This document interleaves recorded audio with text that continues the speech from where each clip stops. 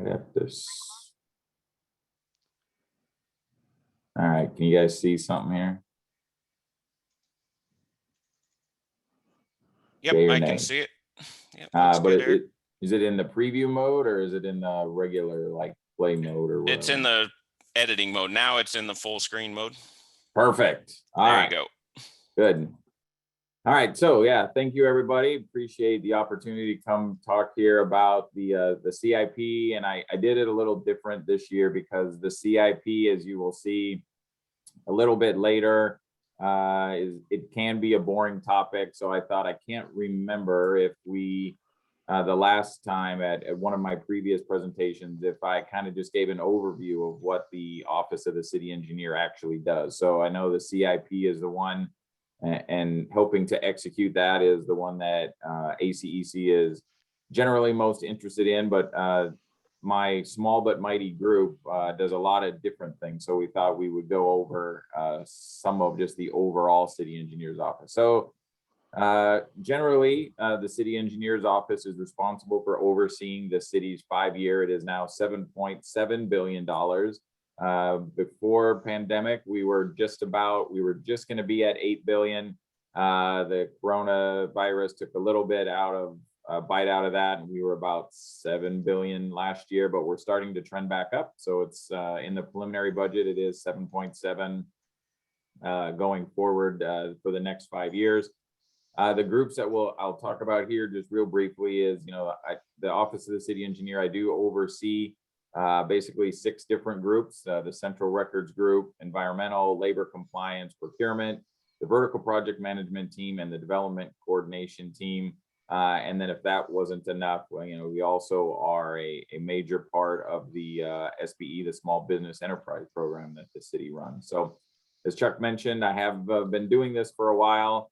I was a consultant for about 20 years before coming on with the city a couple years ago. So I do have a real good understanding of consulting engineering and what's important to the consultants. And I keep this on here. At some point, I'll have to take it off because 2013 is now a long time ago. But back in the day when I was much younger, ENR did think that I was doing some good things. So about some of the different groups.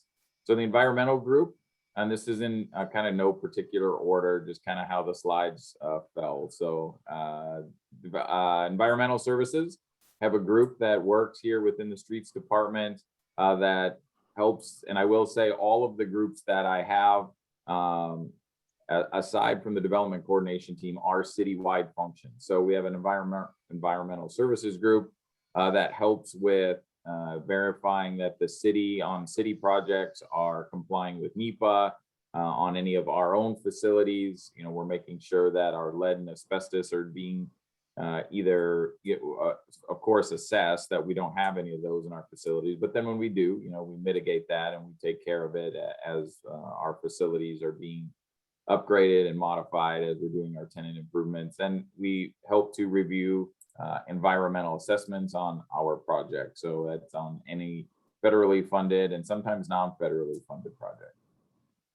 The development coordination team, lots of words here. I won't go through all of these, but basically they're responsible for the oversight of private development and land entitlement applications pertaining particularly to the right-of-way. So this is the one group that isn't a citywide function. This is very much focused on streets and the right-of-way. So you can kind of see here in a month the type of submissions that they get. And again, this is all private development focused. So you can see, the 80+ pre-applications and private development site plan reviews.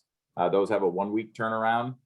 And, if 80 of those submissions weren't enough, you get 4 to 5 PUDs, you get 9 to 10 regular zoning cases, 5 or so public hearing cases, 10+ traffic analysis we have to read, so traffic studies. All of those kind of middle ones have about a 2-week turnaround. And then the last one on some of the bigger ones, we get about 1 to 2 master street plan reviews. We give ourselves a little bit more time on that. We give ourselves a month to do that. But this is a small group. There's 2 of them right now. We're looking to hire, and I'll talk about that a little bit at the end. So if you know anyone that's into development and has a kind of traffic or development background, right, send them our way, because I know Chris Kowalski, some of you may know, could definitely use the help. But this is definitely an important group. Next, labor compliance. So on our federally funded projects, right, this group ensures that the contractor is basically paying Davis-Bacon wages. And that isn't just for streets. Our labor compliance group, again, is a citywide group. They work on projects at the airport. They help with light rail. They do streets projects, of course. So any of the acronyms, FAA, FTA, FHWA, all of those, this group is making sure that the contractors are abiding by the rules and the federal guidelines to make sure that the appropriate wages are being paid. So last year was a little bit slow for them, as you can imagine, during the pandemic, as a lot of construction contracts started to slow up. But I can tell you, just in talking with the group since about 3-4 months ago, it seems as though contractors are making up for lost time. So they are running fast and running hard, trying to keep caught up with all of these different projects that are going on. So again, very, very important group here. Our vertical project management team. So many of the departments within the city don't have their own project managers. Some of the smaller groups, the larger groups, the streets, water services, aviation, they have their own project managers. So this group primarily focuses on internal projects, and for then the project, or for the departments that don't have their own project managers. So public works, housing, neighborhood services, those types. Parks has a few project managers, but this group also helps with that.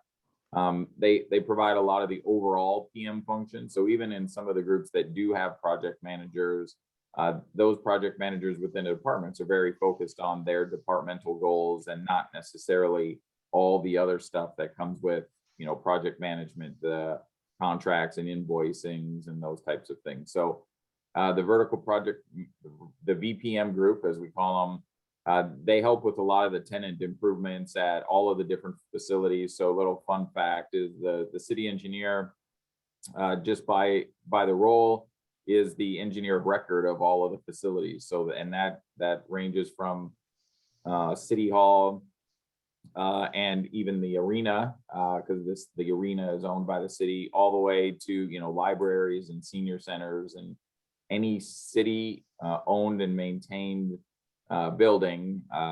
This group helps to make sure that the tenant improvements are done appropriately, and making sure, in conjunction with, again, some of the other groups, the environmental group and those types of things, that all of our buildings are safe as they're being upgraded.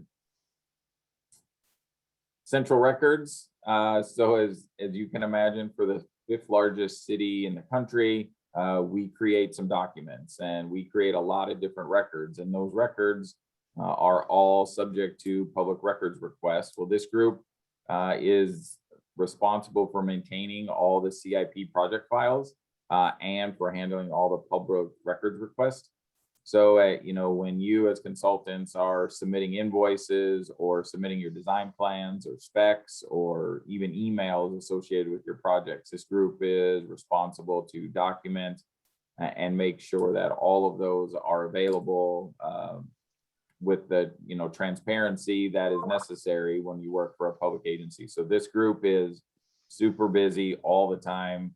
The pandemic was a benefit to them a little bit in that, the amount of projects and those types of things slowed, and it gave them a time to, they were still as busy, but it helped them to kind of catch up a little bit. They seem like, with as many documents and things as we generate in a day, this is my treading water group, right? It takes them a long time to document and make sure to properly categorize these different records, but they're doing their best to stay caught up. But it is a very important function that this group meets. One of the kind of cool things that they get to do is every once in a while, they get to go back, and they're still archiving documents from decades ago.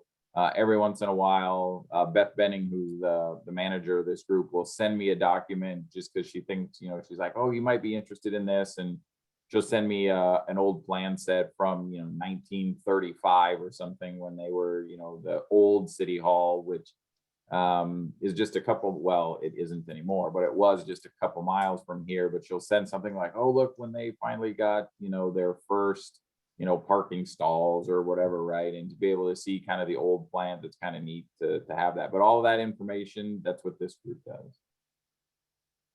So design and construction procurement.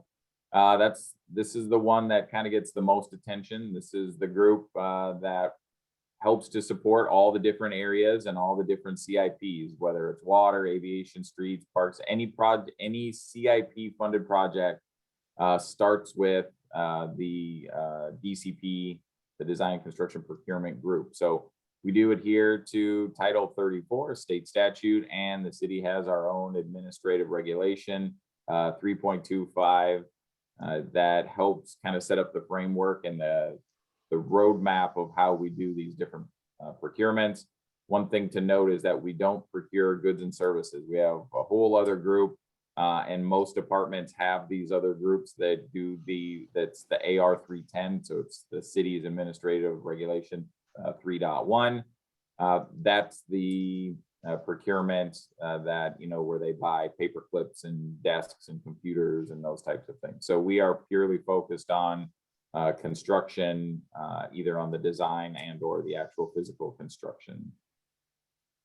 So a little bit about ARS Title 34. So I will say this is a pretty boring regulation, state regulation, but most of them are.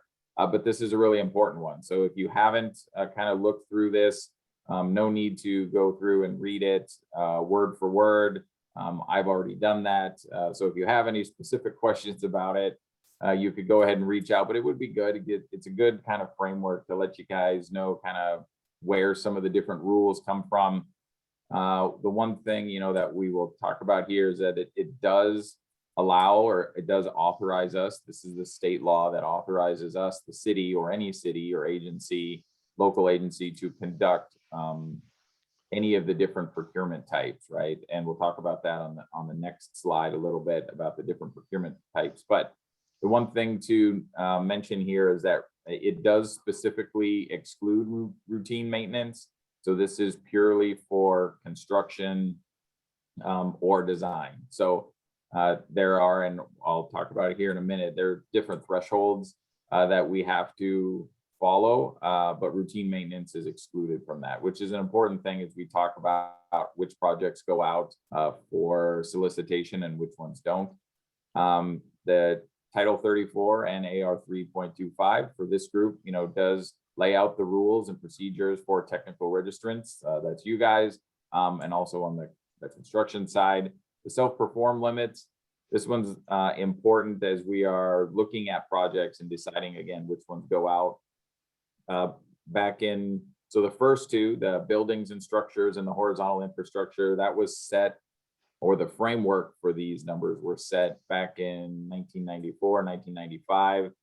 They set those limits back. So really what that is saying is for any project over currently $22,288, the city is not, unless it is routine maintenance, so let's just assume that it's construction, anything over that $22,000, we are legally obligated to put out for bids and for construction. We cannot self-perform that ourselves. Now in horizontal infrastructure, so streets, roadways, water, sewer lines, bridges, those types of things, that, it's much higher right now. Currently it's at 238,000 and change. So any project in excess of that. So if there is a roadway, a paving project that's, going to be $200,000, we can self-perform that ourselves. But when you get over that 238,000, again, we cannot legally do that project ourselves. In 2001, so a handful of years later, there must have been a few groups lobbying that they wanted recreational infrastructure. It's really for us, there's a recreation and utilities but the one that applies to us is recreation. So a handful of years later, in 2001, they set the limit specifically for recreation facilities.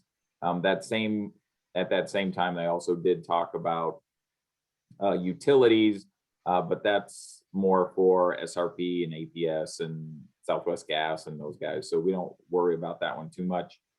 But again, for any recreation, so like parks and conventions or projects and associated with those types of things, anything on over $211,000, again, we are legally obligated to go out. So that makes sure that construction is being done by contractors and not being done by the city of Phoenix. So again, there are those limits.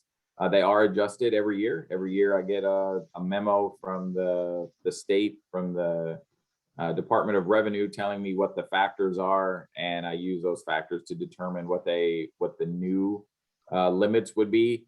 They generally go up every year, but they only go up by a couple hundred or a couple $1,000s. So it's not like they jump up in any extreme amounts. For instance, last year the horizontal infrastructure was $237,200. So you can see it went up by like $1,600, but it is trending up as things start to cost more. So Title 34, like I talked about, does give us the ability to and authorizes us to conduct different types of procurements. And these are the different types of procurements. I won't go over these, but this is just to give you an idea of the different delivery methods that we use here within the city, from design bid build, which is that traditional low bid, to JOC contractors and CMARs. At the bottom is more specific to technical registrants, right? Everything is qualifications based, and there are on-calls that can be either multi-select, and sometimes they're project discipline specific, but sometimes they're not. Sometimes they're just engineering based. And I know all of you are aware of that. And we just went through that here at the beginning of this year and got our next 2-year round of those going. Kind of something that I don't know if I'd mentioned before is through Title 34 and through AR 3.25, the city engineer does have the discretion to direct select or sole source up to $250,000 for architects or $500,000 for engineers. I've done those in my 2.5-ish years. I've done 3 or 4 of those. We don't do those very lightly. I'm very much in support of qualifications-based selections, but every once in a while, it's if there's something that is schedule driven, or there is just a firm where even if we went out to a procurement, this firm is uniquely qualified to do this. There have been a couple where we have direct selected a firm, but I do require we don't just somebody just doesn't walk in the office from a client department and say, hey, I want to do this. I make them kind of go through and actually show and prove why this is, this firm is uniquely qualified, or why based on schedule that through procurement we wouldn't be able to do it, and there's like funding implications and those types of things. So I'm real sensitive to that, being that I was a previous consultant. The only people that liked direct select were the people being selected. So I want to make sure that we're using that sparingly, but that is a tool in the toolbox. So a little bit about just kind of to show, since 2001, which is when alternative delivery kind of became a thing here in Arizona, and we're working on getting this one updated, but kind of what we wanted to show here is, at least through the first 16 years of alternative delivery, is that we were using a lot of the different delivery methods, but as you could see, they each have their own kind of special place. Where design builds, we don't do a lot of them. Only 1% of the projects that we had put out through that period were design build, but it was for a pretty substantial amount of money, right? It was 1% of the projects generated 5% or used up 5% of the money. CMAR, again, same type thing. City seems to be leaning, they use CMAR a lot more than they use design build, primarily because, well, for 2 reasons. One is many of the client departments like having more control over the design and the construction piece of it, where under design build, we are just excuse me, just contracted with the contractor. Under CMAR, we're contracted with both the designer and the contractor. So we kind of seem to like that. But as you can see, those are for the bigger projects. So design build and CMAR for very big projects where, you know, CMAR, again, 3% of the overall projects, but 53% of the budget through that, you know, time period. So again, those are for the real large projects. Low bid, design build, the traditional kind of design bid build. As you can see, we still use that a third of the time. And as you would expect with low bid, you know, if you use it a third of the time, you would expect that it uses a third of the money, which it does. And then job order contracts, those are basically on-calls for contractors. We use those a lot, but those are what you would expect from on-calls. Those are for much smaller projects. And you can see we use those in a high number. 63% of the projects were JOCs, but it only accounted for 9% of the budget, so, or 9% of the funding through that time period. So as you can see, we do use a wide variety, and there is many tools in the toolbox to let us get things constructed. All right, so here we go for the CIP. So as you can see, we spend absolutely no money on graphics and making these things pretty. I know that when I was a consultant, we always used to, we spent a lot of time and effort making sure that the covers were pretty and the reports all look nice. We don't do that here at the City of Phoenix. That's about as boring as it gets. That is last year's CIP, because as Chuck mentioned, this year's CIP isn't officially approved yet. But this is the preliminary budget. The final budget was, or the preliminary budget was approved this month by council. There's now a couple steps, a couple hurdles that they have to follow through, where I think at this next upcoming meeting, they approve the final budget. And then on the June 16th meeting, they have a second vote to approve it. So it takes 2 votes to approve. We've done some shuffling. There was a lot of virtual, of course, this year, outreach, and we heard from the public. So there was some changes from the preliminary to the final. The takeaway here is the $7.7 billion. I get it. Those are all small numbers. But this is available on the city's website. So if you really want to know about wastewater, and as you can see here, again, we don't spend a lot of time making this pretty. It's a very functional type report, but each group or each section is broke down. So if you are a wastewater person, there's a whole section just for you. If you're into street transportation, drainage, all kinds of pages in there that show you kind of the, by year over the next 5 years where the departments are planning to spend their money. So again, $7.7 billion. We can't do this without you. We are hopeful that revenues continue in the trajectory that we've seen. Of course, COVID had some impacts to that, but we are encouraged that it is now back to $7.7 billion. I don't expect a lot of changes between now and final adoption of the budget. So a little bit about the SBE program.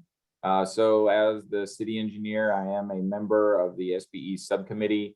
That's a committee of, there's 4 standing members. It is very much focused on construction, but we are talking about having that expand and having some design aspects to the SBE program. And if we do move forward with that, which I'm hopeful and confident that we will, there may be an opportunity to have, and there should be some representation on that group from the consultant community.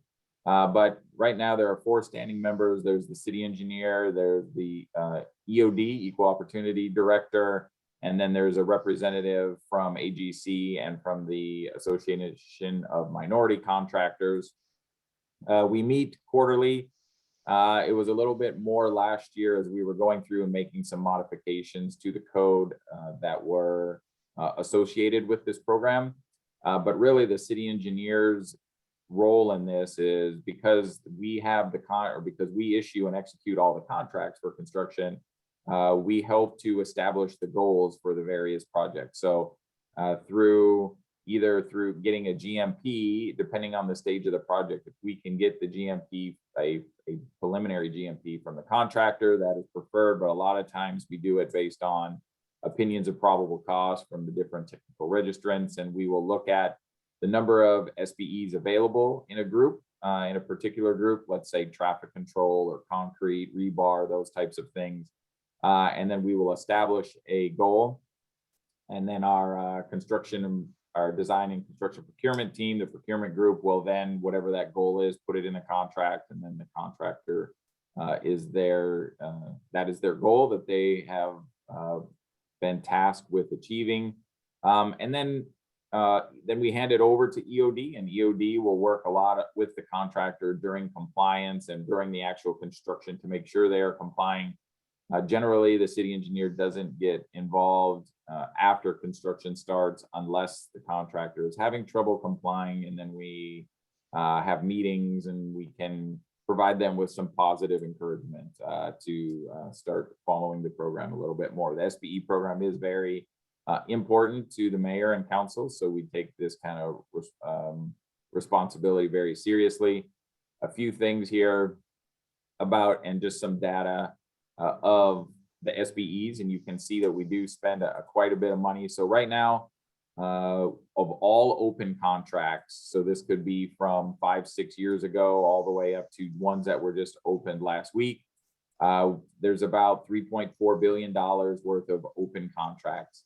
Of that $3.4 billion, $872 million of it has been allocated to subconsultants, and of that 872 million, 192 million of it has been awarded to SBE. So 22% of open contracts has currently been awarded to SBEs, which is great. That's $192 million to firms that would have trouble competing on their own in the construction world. So this is, we're very encouraged by this. 22% is a good number. So now we look at the actual payments to subs, and ironically enough, I won't go through all the numbers here. Ironically enough, 22, we actually make payments to subs in the same percentage. So of the total payments made to those prime contractors, $207 million was actually awarded of the current open contract. So we're very proud of that. That's a lot of money going to a lot of those small businesses. The way that we track that in the city engineer side, I get it, super small numbers here. This is just to show, and this is just one page of a document that we get every month to show us, and this happens to be one that I copied out of a wastewater. We get them for all the departments. I just grabbed the first one that I found. But this shows us on a given month how each of the projects are doing. So I kind of grayed out the business's name here to not call anybody out, but there are a few. These red boxes here identify where there are projects that have a goal. For instance, here's a goal of 10%, and they're not quite meeting that. That doesn't mean they're in trouble. That's just something that then we use this data and we go back to then that contractor and say, okay, hey, we notice you're lagging a little bit. What's your plan to get back into compliance? And sometimes, you'll see, and there are multiple pages, of course, on some of these. Some of the ones at the bottom, they're red right out of the gate. But that's because the project has just started, right? So we don't hound them, or EOD doesn't hound them right away. They understand in the first couple months. Generally, the SBEs aren't the first things right out the gate. They're not doing a lot of the clearing and grubbing and those types of things. The first invoices for mobilization and those types of things. But when they start getting older and we see that, the projects are starting to get to a close, then we start looking a little bit more closely at that, and we want to make sure that they are complying with their goal. So a few other initiatives. If we didn't have enough going on, here's a list of things that in all of my spare time, the city engineer, our groups that I've been working on in conjunction with all of the different groups I have. So contract templates, this is one that we've been working on for a while. Over time, there have been a lot of variations of contracts. You know, someone will come in and say, well, I don't really like that provision, so we would change it. And then the next one wouldn't like something else, so then we would change it. Well, I didn't like having all of those versions floating around. So we've started to work on making those more consistent. Everyone has the same terms and conditions. We've made it so that when there are areas that, let's say, water services is doing a project that has, you know, special safety procedures for their chlorine building, we will then move those terms and conditions into the department specific terms and conditions, so that, you know, aviation and water, we all understand that some of those projects are different, but the contract terms and conditions generally should stay the same. So we're working on that. We're working on service level agreements. Again, this is just to help define what role this one is primarily for the vertical project management group. You know, what role do they provide for the various departments? The civil engineering standards, or the city engineer standards, I should say.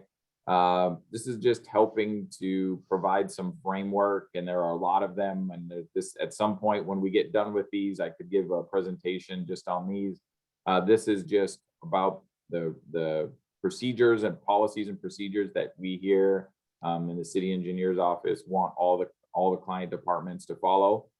But that's a work in progress. There's a lot of those that we're working on slowly. The prevailing wage discussion that comes up every once in a while, as you know, it's out there. You hear it in the media, and you hear lots of different agencies talking about it.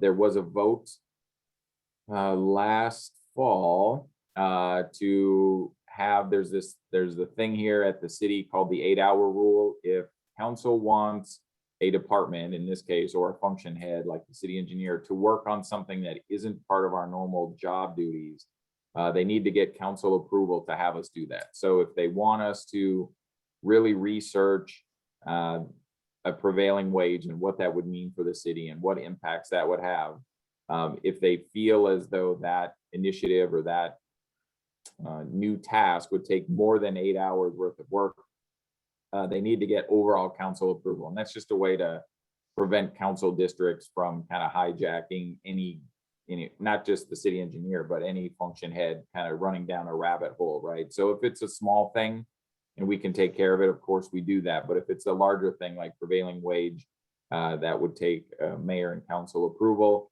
They did bring that 8-hour rule last, I think, fall, and it was not successful.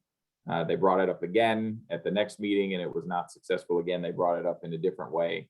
It was a very close vote. It was 5-4 both times. But we have a couple new council members. So I would suspect that just kind of the way that you hear about this topic in just kind of the regular media and how other agencies may or may not be using this, I suspect this will come up again at some point. So that would be something that the city engineer's office would be associated with. Scallop Streets, this is one that I'll be working on with the development coordination team. This is where this is a way for us to potentially design and construct roadways that are consistent all the way through.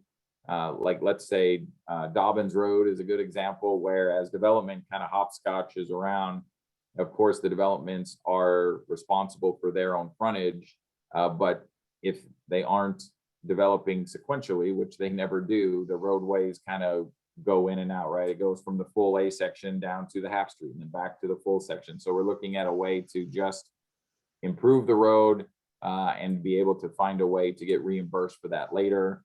We'll see how that goes. There's a lot of state law involved with that because it requires putting liens on properties and those types of things. So we'll see how that goes. And then I put position hiring on here just because if you know anyone that's interested in working for the city, let me know. We are always hiring.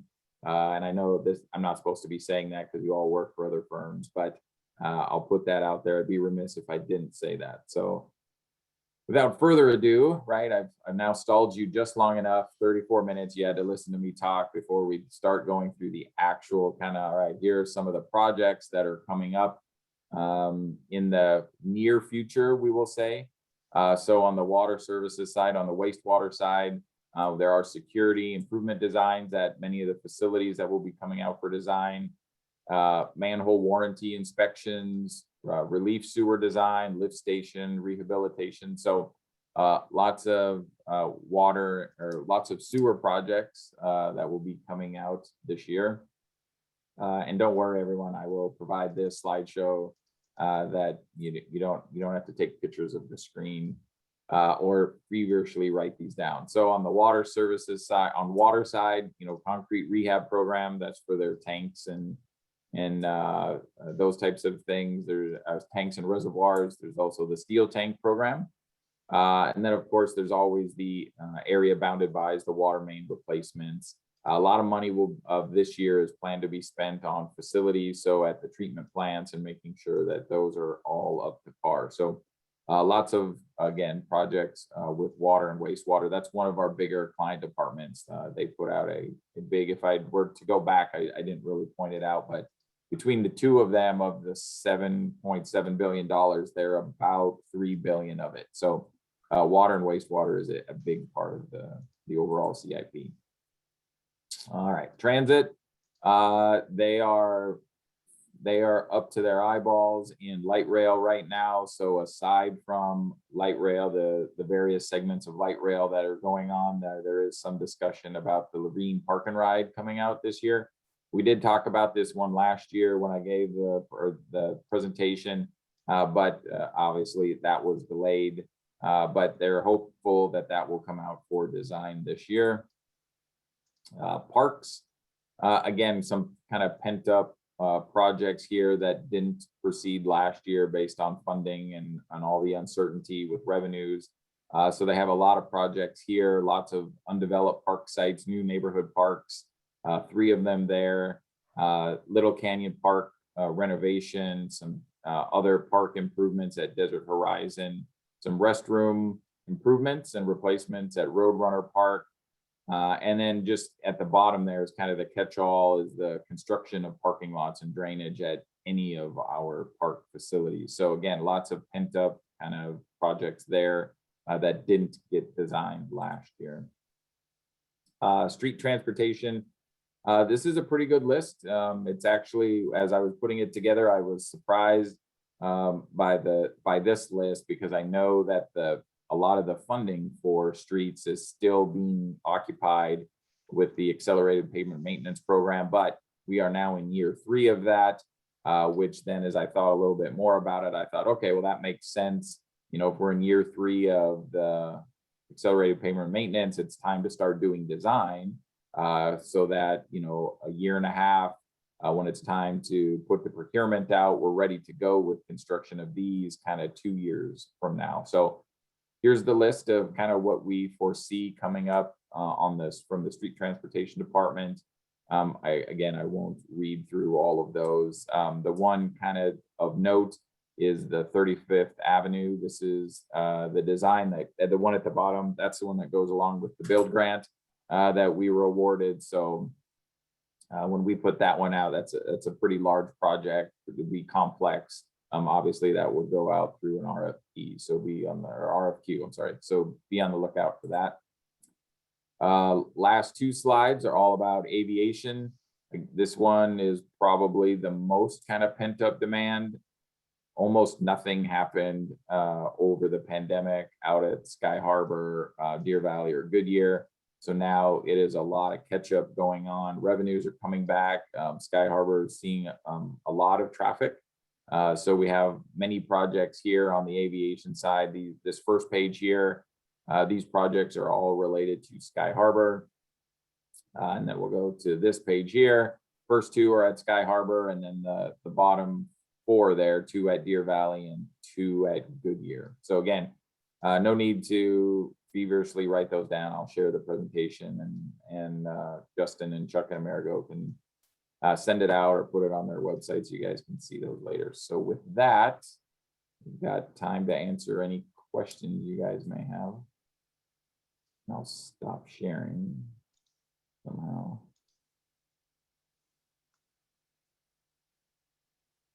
All right. Okay, everybody, if you have any questions for Eric, I don't have anything in the chat at the moment, but if anyone has a question for Eric, please feel free to unmute yourself and ask away. Good morning, Eric. Great presentation there. A lot of info, man. A lot of info. Yeah, thanks. So didn't even need the cats. So Yeah, it's good. there you go. So when you're looking forward here to the future, is there certain technologies the city's looking to get into, either electronic or other things, or like what's on your wish list of things, to improve your projects going forward? Is there anything, or are you looking for options?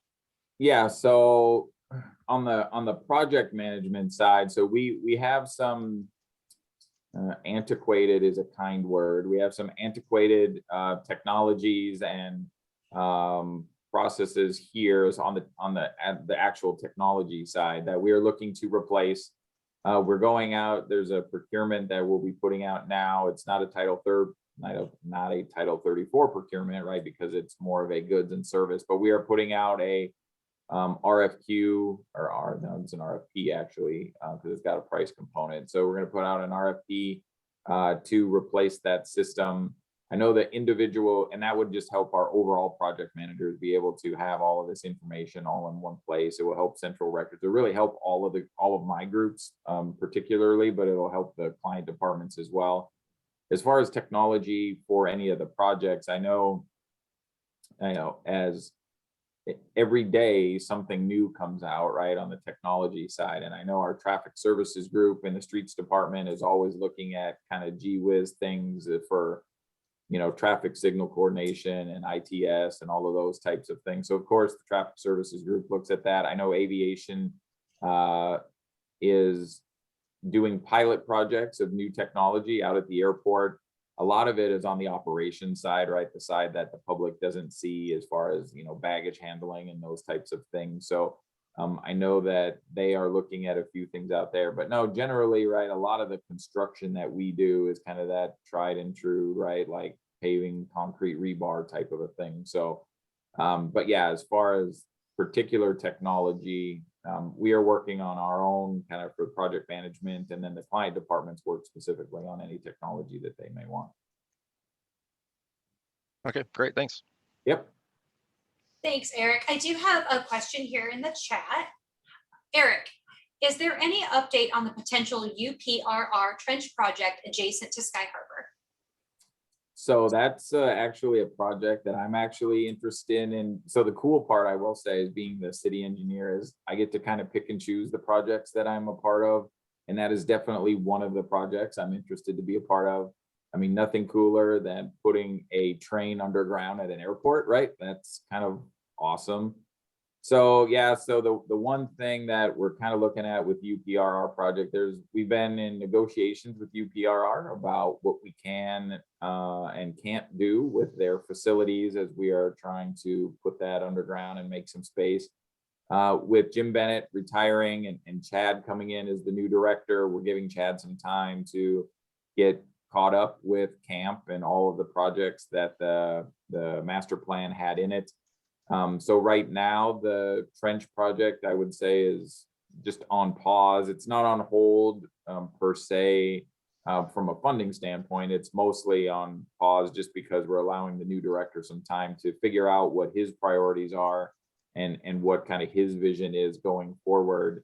I know that he, in the first couple conversations I've had with him, he's interested in making sure that our facilities, so Terminal 4, Terminal 3 are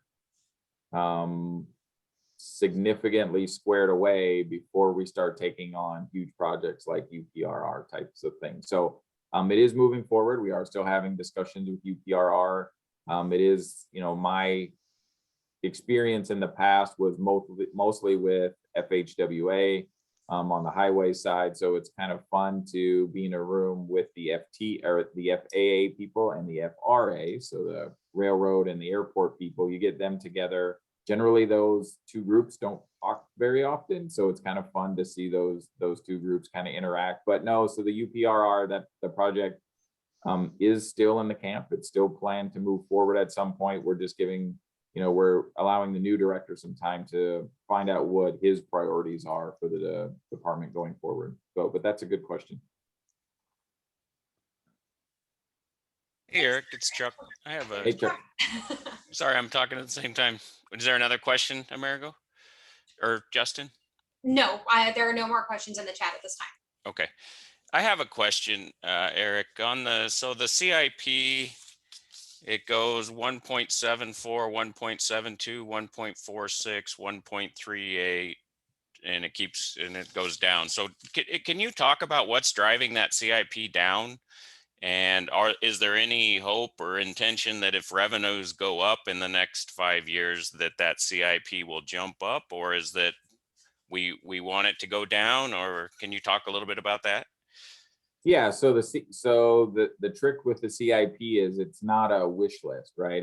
This isn't what we want it to be, it's what it's planned to be. So when revenues are low, right, we can't plan for because if we were gonna put our wish list out there, right, the CIP would be $100 billion, right? Like we have that much need, right, for the overall infrastructure, but we can only spend, the CIP can only reflect what we can budget for over the next 5 years. So really the drop, as you're seeing there, is just based on, the funding that we feel today is available. Now, as the economy starts opening up more and we start, if let's say the legislature gets together and passes a gas tax, right, or increases the gas tax, well, that would then provide another funding source or additional funding where then we can then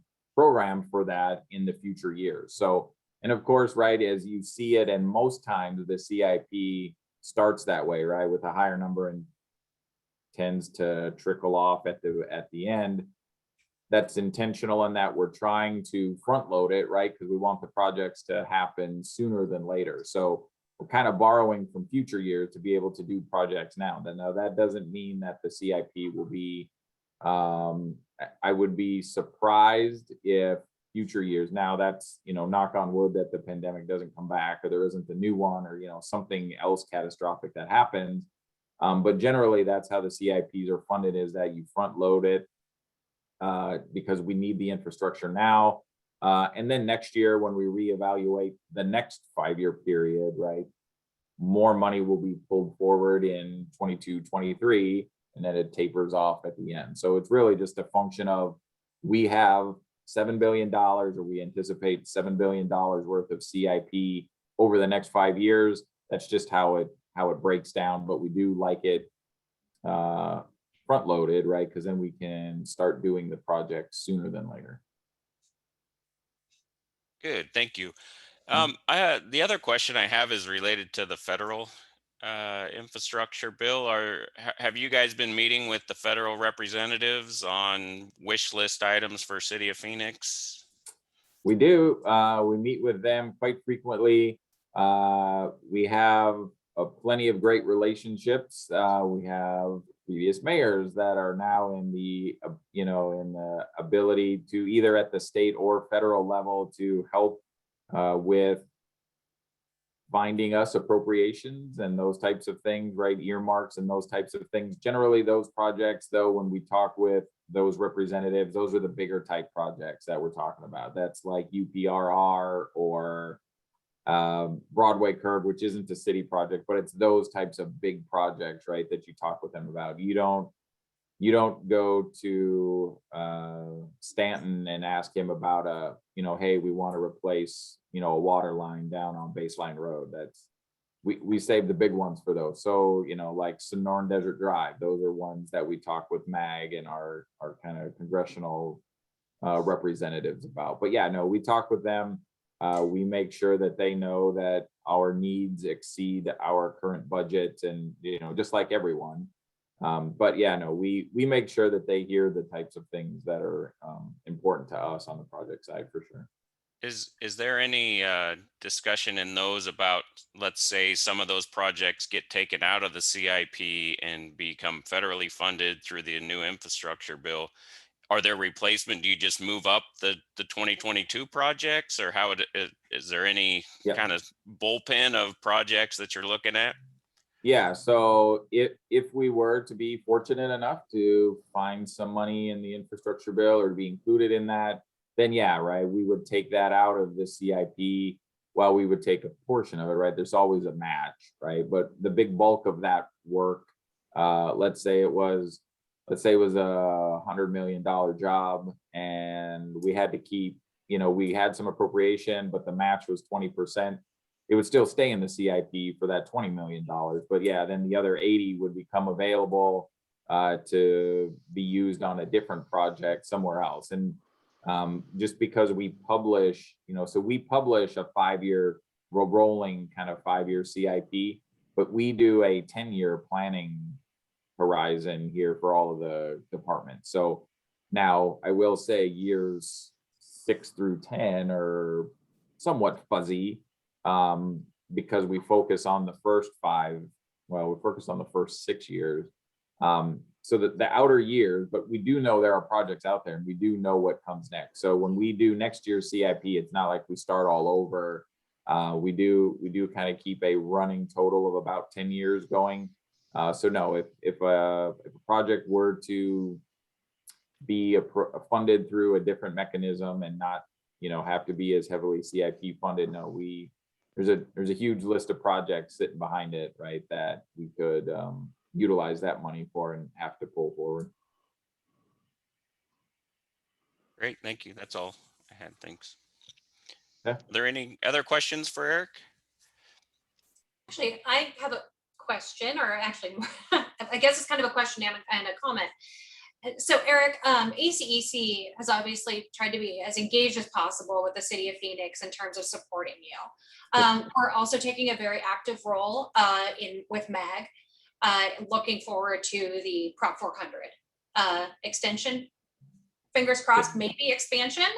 So we're currently working with MAG, of course, with Mayor Gallego and the other mayors throughout Maricopa County. And we are also prepared to be working to support whatever plan it is that they decide to move forward at the legislative level as we move forward. We're also working at the federal level as well on these bills. Is there anything in particular that ACEC and our membership can do to help support you more?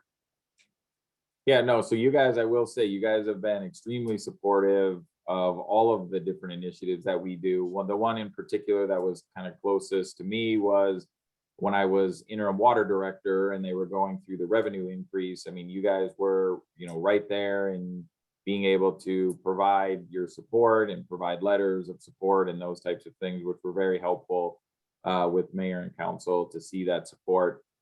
We've been working also real closely. We meet with MAG monthly and we talk about Prop 400, and we have our gigantic list of projects that we want to have in there.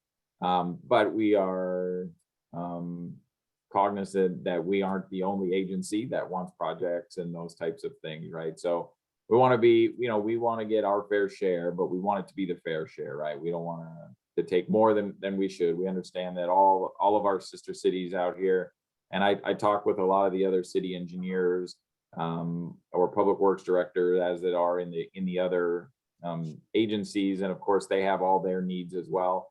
No, so at this point, right, I think what you guys are doing is helpful when and if, right, it starts to really move forward and we starting needing public support, that type of thing. I mean, I think that's where you guys can really kick into gear and provide that support for us. And I know, when that point comes, we'll talk, I'm sure you'll reach out or we'll reach out to you guys and have that conversation about, how you guys can be supportive of that. But no, right now we're still planning, right? And we're still working on figuring out what that list can and should be. And is it an extension or is it not? We'll see, right? Kind of what the appetite is to move forward. I'm hoping with the revenue numbers that we've seen recently, maybe extension. We'll see. Fingers crossed. But no, you guys are super supportive, and I know I thanked you. I may not have done it publicly, but I wanted to thank ACEC for you guys' assistance with the water revenue increase.